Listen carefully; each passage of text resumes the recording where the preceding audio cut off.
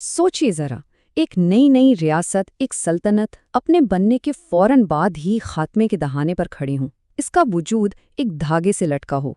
पैगंबर इस्लाम सल्लल्लाहु अलैहि वसल्लम की वफ़ात के फौरन बाद इस्लामी रियासत की हकीकत कुछ ऐसी ही थी। देखें, ये कोई छोटी मोटी इधर उधर की बगावतें नहीं थीं। नहीं, ये तो एक ऐसी आग थी जो पूरे अरब में फैल गई थी। और ख़तरा ये था कि पैगंबर इस्लाम ने जो कुछ भी बनाया था वो सब कुछ ख़त्म हो जाएगा। तकरीबन पूरा जजीरा नुमा अरब बगावत में जल रहा था और खिलाफत रातों रात सुकड़ कर रह गई थी। तो फिर सवाल ये उठता है ना, कि जब चारों तरफ से दुश्मन घेर लें तो मुकम्मल तबाही से बचा कैसे गया? आखिर वो नौज़ायदा रियासत इतने मुश्किल हालात में भी कैसे बच गई? और ये सारी जिम्मेदारी, इस खतरनाक सूरत हाल को संभालने का काम आ पड़ा पहले खलीफा हज़रत अबू बकर सिद्दीक़ रज़ी अल्लाह अन्हा पर।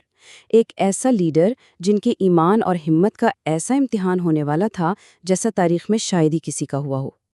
अब देखें, हज़रत अबू बकर को सिर्फ एक नहीं बल्कि एक साथ तीन तीन महाजों पर लड़ना पड़ रहा था। एक तरफ वो लोग थे जो ज़कात देने से इनकार कर रहे थे, जो कि रियासत की माशी बुनियाद थी। दूसरी तरफ झूठे नबी उठ खड़े हुए थे जो इस्लाम की रूहानी अथॉरिटी को ही चैलेंज कर रहे थे। और तीसरी तरफ शिमाल में बैठी थी रूमी सुपर पावर, जो इस सारे हंगामे का फ़ायदा उठाने के लिए बिल्कुल तैयार थी। तो इस शदीद बुहरान में जब हर तरफ तूफानी तूफान था, एक शख्स था जो चट्टान की तरह खड़ा हो गया, और वो थे खलीफा अबू बकर। उनकी लीडरशिप ही इस जंग में फैसला कुन साबित होने वाली थी। ये जो कॉल है ना, ये हज़रत अबू बकर की पूरी स्ट्रैटेजी का खुलासा है। मतलब कोई कंप्रोमाइज़ नहीं। वो जानते थे कि अगर दीन के किसी एक भी हिस्से पर, चाहे वो कितना ही छोटा क्यों न लगे, कोई रियायत दे दी तो ये ऐसी दरार होगी जो पूरी इमारत को गिरा देगी।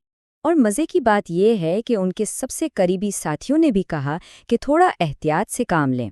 लेकिन नहीं, हज़रत अबू बकर का ईमान बिल्कुल पक्का था।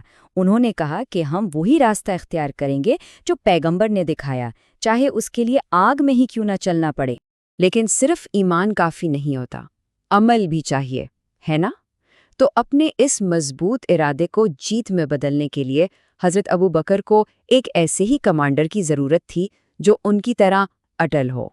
और वो कमांडर उन्हें मिला, खालिद बिन वलीद की शक्ल में। जी हाँ, खालिद बिन वलीद, जिन्हें सैफुल्लाह यानी अल्लाह की तलवार का लक़ब मिला। एक ऐसे फौजी माहिर जिनकी मिसाल नहीं मिलती। हज़रत अबू बकर ने सबसे मुश्किल काम यानी बगावत के मरकज़ को ही ख़त्म करने की जिम्मेदारी इन्हीं को सौंपी। खालिद की मुहिम बहुत तेज़ और फैसला कुन थी। वो मशरक़ की तरफ बढ़े और बागी कबीलों पर छा गए। उनके पीछे सिर्फ शिकस्त खोर्दा बागी और दोबारा कायम होता हुआ ईमान रह जाता था। लेकिन एक तरफ जब खालिद मशरक़ में बगावत को कुचल रहे थे, अरब के बिल्कुल बीच में एक बहुत बड़ी आग भड़क रही थी। एक ऐसी आग जो सब कुछ जलाकर राख कर सकती थी। यहाँ हज़रत अबू बकर की स्ट्रैटेजी एक बहुत बड़ा रिस्क थी।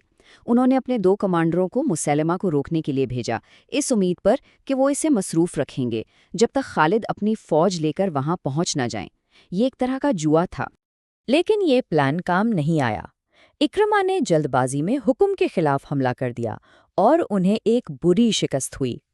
इस एक शिकस्त ने मुसलमानों के कैंप में हलचल मचा दी और दुश्मन के हौसले आसमान पर पहुंचा दिए।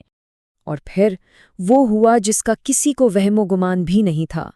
शराबील की क़यादत में एक दूसरी मुस्लिम फ़ौज भी मुसैलिमा के हाथों तबाह हो गई।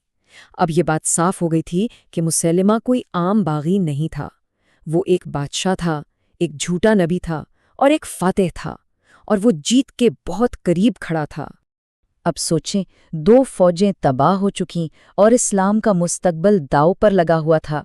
हज़रत अबू बकर के पास अब सिर्फ एक ही पत्ता बचा था। उन्होंने खालिद, अल्लाह की तलवार, को बुलाया और इस आखिरी फैसला कुन जंग की तैयारी शुरू हो गई जिस पर सब कुछ टिका हुआ था। तो अब मैदान सज चुका था। बाकी सारी बगावतें ख़त्म कर दी गई थीं। पूरी जंग का, पूरे अरब के मुस्तकबिल का और ख़ुद इस्लाम की बका का फ़ैसला अब सिर्फ एक जंग के नतीजे पर होना था।